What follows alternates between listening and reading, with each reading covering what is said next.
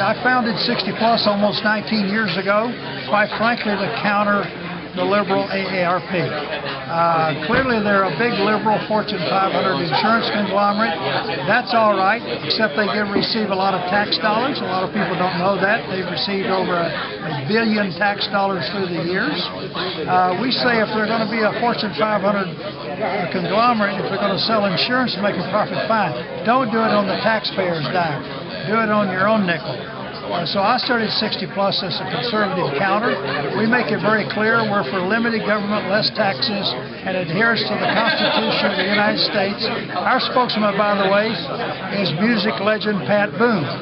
Pat Boone makes it very clear that he is for limited government.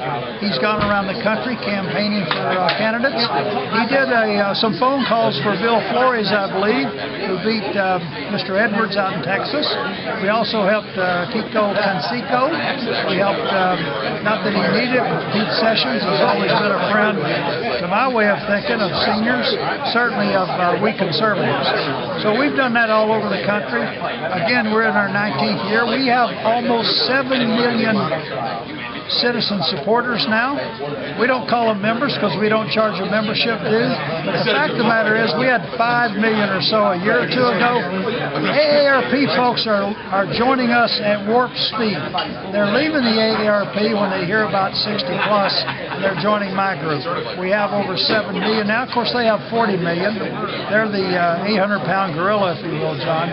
But we're on their way to exposing them for what they are, a big liberal, big government, spend more, tax more entity here in Washington, D.C.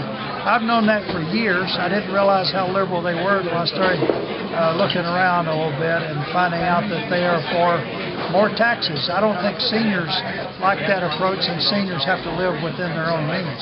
So many seniors obviously live on fixed incomes. We have a website, www.60plus.org. That's numeric 60plus.org. We're based in Alexandria, Virginia, just across the river from the nation's capital. We live on voluntary donations. We $1 to $1 million. We have an awful lot. We've had over 300,000 people make voluntary donations to 60 Plus when they hear about us. Abolishing the death tax, which I've had the good fortune to start naming it that about 15 years ago.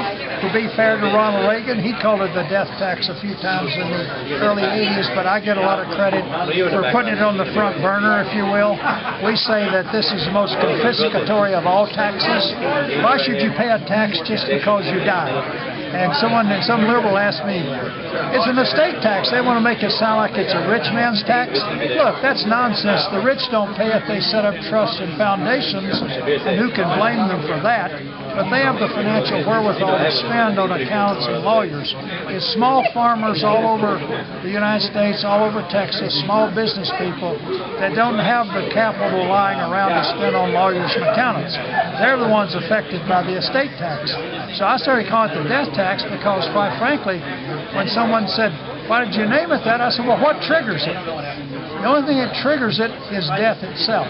We think if the government has already taxed you for everything you can think of while you're alive, and then you're taxed after you die, look, the first claimant in line is Uncle Sam. He's not even a blood relative. We think that's morally wrong, if nothing else.